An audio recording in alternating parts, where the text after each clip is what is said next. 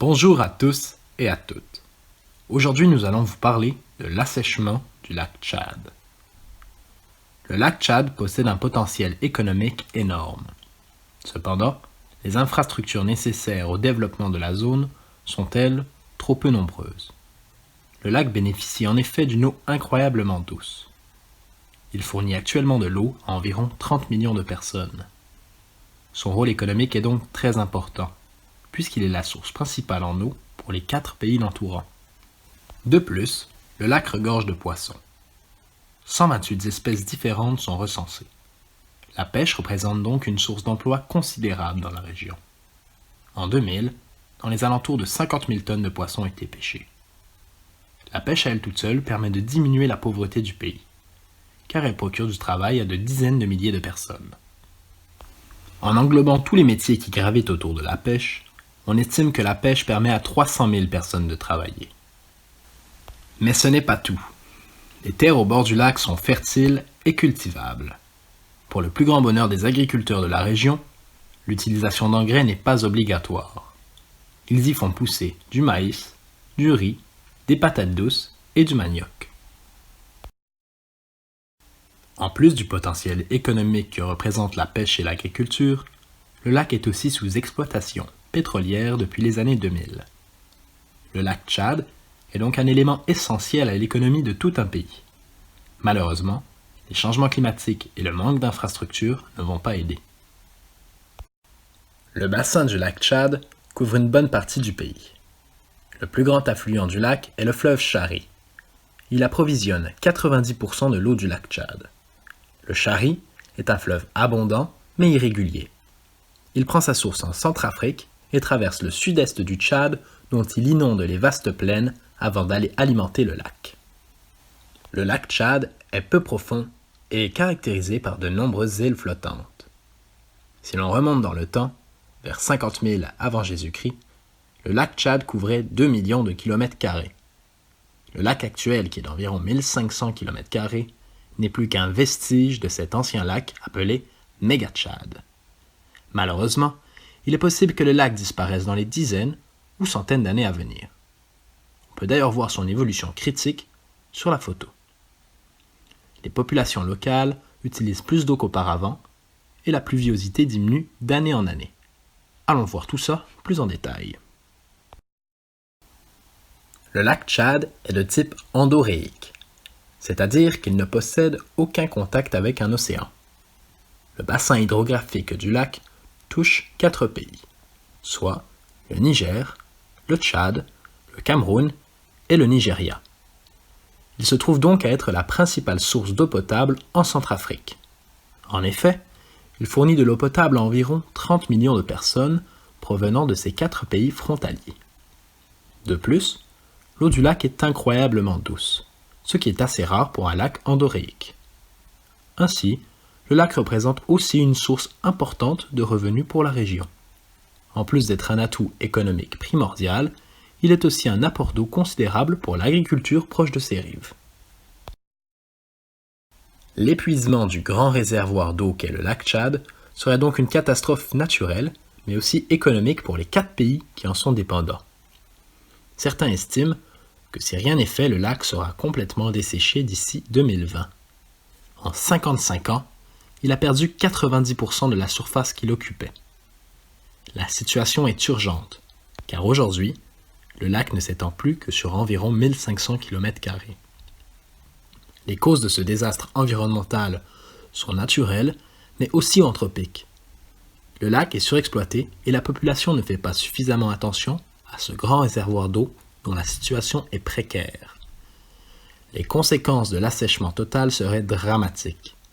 Il n'y aurait plus de possibilités de pêcher dans le lac, plus d'agriculture vivrière, plus d'élevage et surtout plus de sources d'eau potable. Les 30 millions de personnes qui dépendent du lac seraient donc condamnées à la famine ou à l'émigration. Il est encore temps d'agir et de faire en sorte qu'il redevienne aussi grand qu'avant. Examinons maintenant les causes naturelles et anthropiques de l'assèchement du lac Tchad.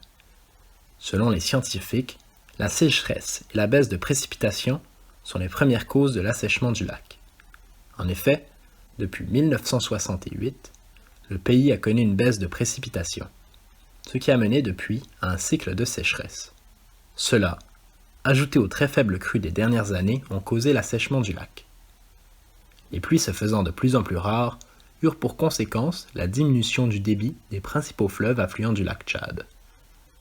Les précipitations actuelles ne permettent pas au niveau du lac de remonter et de retrouver sa forme d'antan.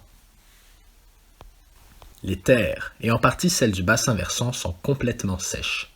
Les rares sources d'approvisionnement en eau telles que l'eau résiduelle et les nappes perchées se sont complètement vidées au cours de ces dernières années. Une autre cause est l'apparition de nouvelles îles sur le lac Tchad, dues au vent provenant du Sahara, qui amènent avec eux de grosses quantités de sable. Les causes naturelles comme la diminution des précipitations dans la zone de climat sahélienne font en sorte que le lac s'assèche. Cependant, ce ne sont pas les principales causes. Le volume d'eau du lac Tchad dépend énormément de l'apport de son affluent principal, le fleuve Chari. Cependant, avec une pluviométrie qui diminue d'année en année, due au changement climatique, la possibilité pour le lac Tchad de retrouver son volume hydraulique d'antan semble presque inexistante. En effet, au cours de ces dernières années, l'apport hydraulique du fleuve Chari a diminué dû à la baisse des précipitations. Il est donné comme statistique, pour se faire une idée, que lorsqu'il y a une diminution de 10% des précipitations dans la zone du bassin versant du fleuve Chari, cela fait en sorte de diminuer de 30% l'apport du Chari vers le lac Tchad. Selon les rapports dits GIEC, la région du lac Tchad compte parmi les zones les plus à risque face au changement climatique. Comme il a été dit précédemment, l'humain a aussi son rôle à jouer dans l'assèchement du lac Tchad. Les principales causes anthropiques sont la déforestation et l'assèchement volontaire des terres proches du lac pour y pratiquer de l'agriculture. La culture de coton, par exemple, nécessite une grande quantité d'eau. C'est pourquoi les agriculteurs pompent l'eau dans des affluents du lac Tchad, le Chari, afin d'irriguer leurs champs. De plus, l'assèchement du lac a rendu accessibles de nouvelles terres pour l'agriculture. Ces terres sont très fertiles car elles sont encore humides et pleines de minéraux. Ces terres émergées sont par conséquent très prisées par les agriculteurs de la région. Cependant, cette pratique fait en sorte de fragiliser encore plus le lac, puisque ces cultures sur les berges du lac nécessitent aussi de l'eau. Il n'y a aucune règle qui a été mise en place face à la problématique, et les agriculteurs continuent de pomper l'eau du Chari sans se soucier des conséquences. Le lac Tchad est reconnu comme étant l'un des plus gros lacs d'Afrique, mais depuis quelques années, sa superficie a considérablement diminué. Elle est passée de 25 000 km² à 1 500 km² en l'espace de 50 ans, soit une réduction de près de 90%. L'un des problèmes majeurs de cette diminution est le fait que ce lac approvisionne 4 pays différents en eau potable. L'économie de ces pays serait fortement affectée car ils devraient dorénavant aller puiser leur eau potable dans des pays étrangers à des prix nettement supérieurs et cela serait beaucoup moins accessible. De plus, les agriculteurs devraient trouver un autre moyen d'irriguer leurs terres. Ensuite, la pêche, l'une des activités principales exercées sur le lac Tchad, est aujourd'hui en péril.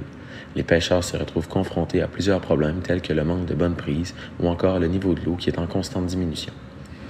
La surpêche dans les eaux du lac Tchad amène la biodiversité de celui-ci à diminuer, ce qui cause plusieurs conséquences environnementales. Si la situation continue ainsi, il n'y aura bientôt plus de poissons dans les eaux du lac. Mais il semble que la principale conséquence soit tout de même la prolifération d'herbes qui envahissent les bas-fonds marins du lac. Ces dernières consomment énormément d'oxygène et asphyxient ce grand poumon d'Afrique. Le lac Tchad, pays reconnu pour être l'un des principaux acteurs africains dans l'industrie agricole, voit sa production fondre à vue d'œil. La région, qui se base habituellement sur le riz, le maraîchage et l'élevage, est fortement menacée à cause des pluies qui sont de moins en moins fréquentes au cours de ces dernières années. L'agriculture, près du lac Tchad, est une des principales sources de vivres pour l'ensemble du pays et avec les récentes diminutions des précipitations, le pays tout entier est menacé à vivre une importante famine. Le peuple est contraint à migrer vers d'autres pays pour survivre. L'assèchement du lac Tchad cause un grand nombre de problèmes socio-économiques qui, à la longue, tendent de créer des conflits et des migrations pour les populations avoisinantes. L'autre problème auquel font face les gouvernements des 4 pays frontaliers avec le lac Tchad est l'occupation du territoire par le groupe terroriste Boko Haram. Effectivement, le groupe occupe des îles en plein milieu du lac. Les atrocités commises par le groupe Boko Haram ont poussé 2,4 millions de personnes à quitter la zone occupée. Ils doivent quitter leur maison, leurs champs et leur terre natale car le danger est trop important. Depuis 2009, 20 000 personnes ont été tuées par le groupe terroriste. Ces violences ont causé la plus grande crise de déplacés en Afrique. Les populations civiles qui tentent de rejoindre d'autres pays sont constamment attaquées. La route est dangereuse avant de pouvoir enfin se retrouver en sécurité. L'émigration d'environ 2,4 millions de personnes de la zone du lac Tchad est une des pires crises humanitaires au monde. Cependant, personne n'en parle. Il est important d'aider la cause de ces gens qui vivent de l'insécurité au quotidien. Il est possible d'aider par exemple à l'aide de dons. Des organismes comme Oxfam, grâce à ces dons, vont pouvoir venir en aide et donner de la nourriture aux réfugiés. Le lac est sous exploitation pétrolière depuis les années 2000. Cependant, à cause du manque d'infrastructures adéquates, les pays ne profitent pas à pleine capacité de la ressource. L'une des solutions possibles pour renflouer le lac est de transférer les eaux du fleuve Ubangui dans le lac Tchad. Le fleuve prend sa source en République démocratique du Congo en passant par le fleuve Chari. Pour transférer les eaux, il faudrait creuser un canal d'environ 1350 km qui passerait par la République centrafricaine. Cet apport en eau permettrait entre autres de recréer des processus géomorphologiques dans la partie nord du lac avec la réapparition des crues saisonnières. Cependant, cette méthode ne fait toutefois pas l'unanimité car on craint que ce canal aura un trop grand impact sur la biodiversité du fleuve Ubangui. Il serait important aussi que les gouvernements conscientisent la population à cette problématique, car il faut que les choses changent. Un développement dans les processus d'irrigation pour aider les agriculteurs de la région permettrait aussi de diminuer les dommages causés au lac et à ses affluents. En conclusion, l'assèchement du lac Tchad serait une catastrophe naturelle qui marquerait à jamais l'histoire du continent africain. Plus de 30 millions de personnes dépendent du lac Tchad, que ce soit pour y pêcher ou y puiser de l'eau. À l'avis de plusieurs et comme l'exprime bien M. Jacques Cheminade, le lac Tchad serait le poumon d'eau et vecteur de vie économique pour l'Afrique centrale. Tout porte à croire que l'assèchement total du lac ait des conséquences sans précédent pour ces pays d'Afrique centrale. Perte massive d'emplois, émigration de presque la moitié de la population habitant à proximité du lac et risque de famine. Cependant, comme il a été montré, les gouvernements tentent tant bien que mal de sauver la situation.